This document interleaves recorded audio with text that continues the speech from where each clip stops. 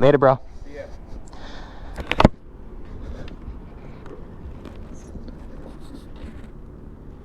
I gotta learn where the key is. Yeah, it's kind of janky down there. I don't know why Harley did that,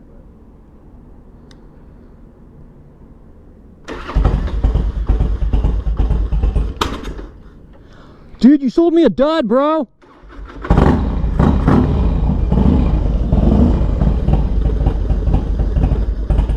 Carbureted. Yeah. Hold on. The gas is on. Oh, yeah. That'll do it. I'll have to get used to that, dude. So, here's some gas. There you go. Hey, I'll let it warm up, dude. There you go. Hey, you're thinking, dude, who did I sell my bike to, bro? You're gonna leak it. Yeah.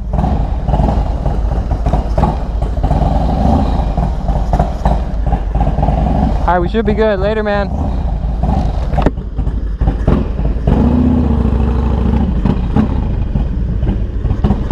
All right, you guys, John's Moto Garage. This is it, dude. We did it. Hey, big shout out to Cameron. That dude is super cool. I could tell he was not really wanting to get rid of this bike, but it's just one of those mature decisions, you know.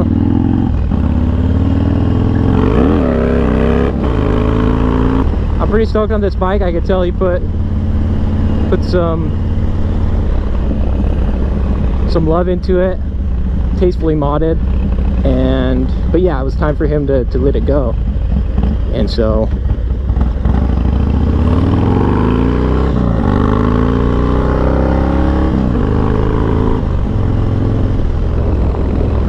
oh, beautiful, dude.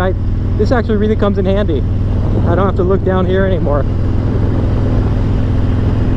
So yeah, like I said, there were some things that I was a little hung up going into this. For one, the mileage, 52,000. Well, here's the thing with these old bikes. A lot of them have higher mileage.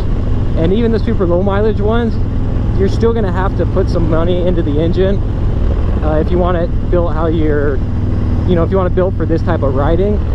And so that's one of those ones where I was like, you know what, I'm kind of got to look past it anyway. It's just the name of the game. So this is how I looked at it. If I were to go out and buy one stock and do a build, which I think would be cool, with patience I could maybe get one for 5,000 to 6,000, 7,000 bucks for a nice, you know, low mileage, pretty much bone stock, pristine condition bike. Now the build, if you add it up, you can get away with just doing upgraded suspension and bars and a little seat, and you can go out and have fun on these things, don't get me wrong. But I was looking at all the stuff I was going to want, you know, the foot pegs, the bars, the seat, the grips. Long story short, 6,500 bucks just into the parts alone, not to include any potential labor, you know, for anything that I wasn't going to be able to pull off on my own. And that's not even touching the engine at all.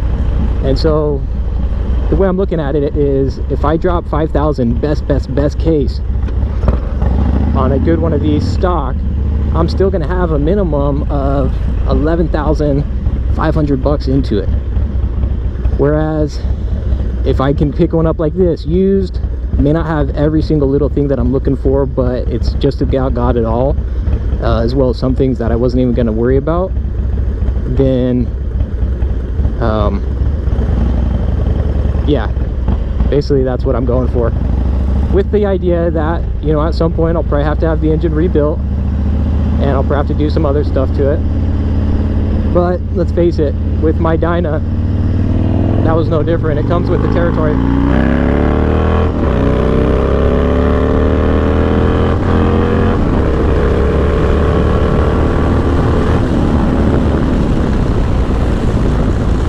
But yeah, this thing rips, man.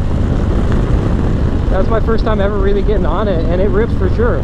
It's a fun ride. It fits me a lot better. It fits me much better than my Dyna. And I'll really be curious to see how it does on one wheel when we get a chance to get out there and play around a little bit.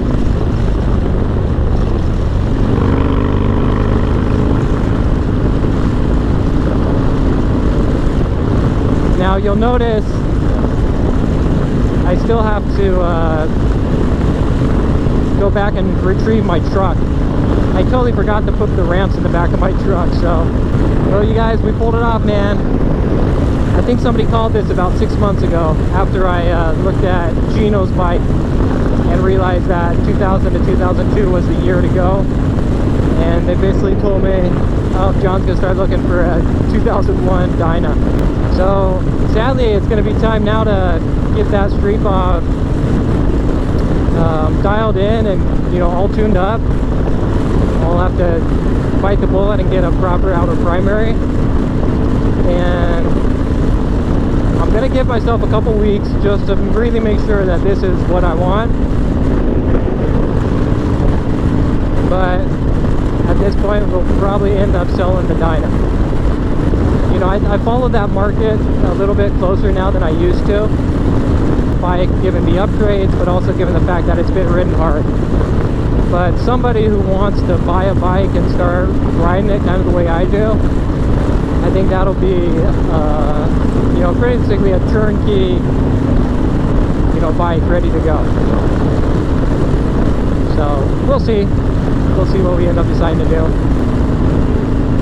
Hey, how about that though? I never thought in 100 years that I would have been buying a purple motorcycle to keep for myself.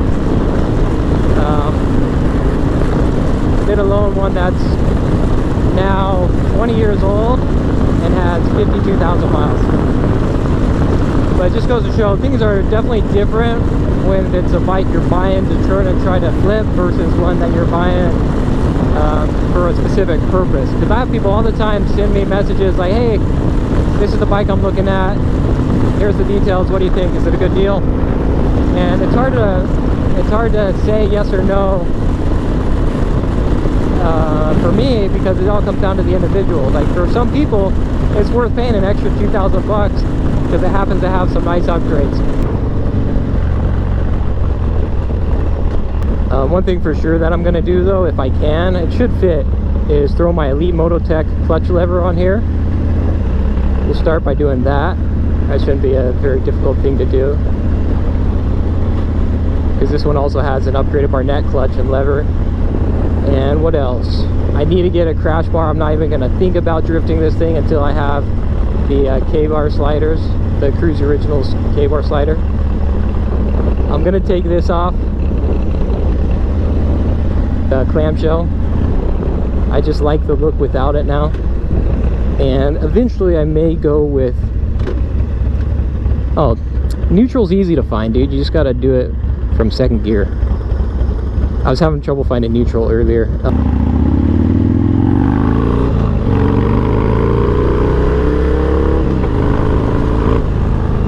Oh, you just got to get into neutral when it's still rolling. Easy peasy.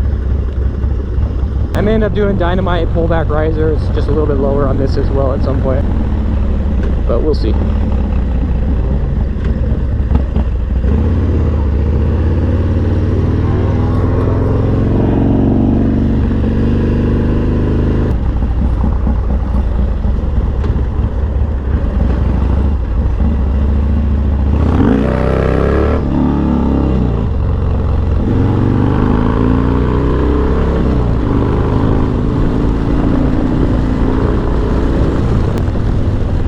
Like with any other, you know, any motorcycle, you gotta find the sweet spot for that bike, you know. And I'm gonna have to figure that out on this motorcycle here.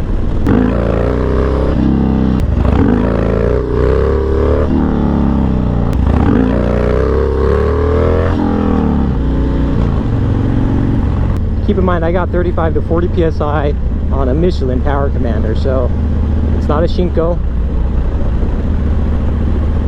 But with the right surface, it looks like we're able to get it up on one wheel. It'll just be a question of whether or not we can hit balance point.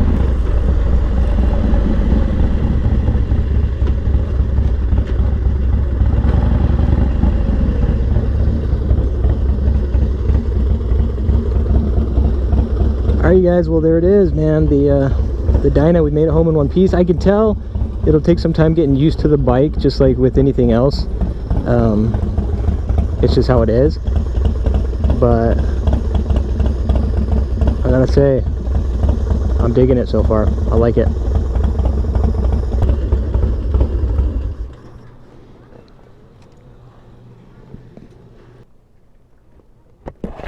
What's up? You want to check it out? Yeah. Don't touch it because it's going to be hot. Yeah.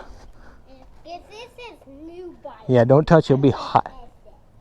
What do you guys think of the color, huh?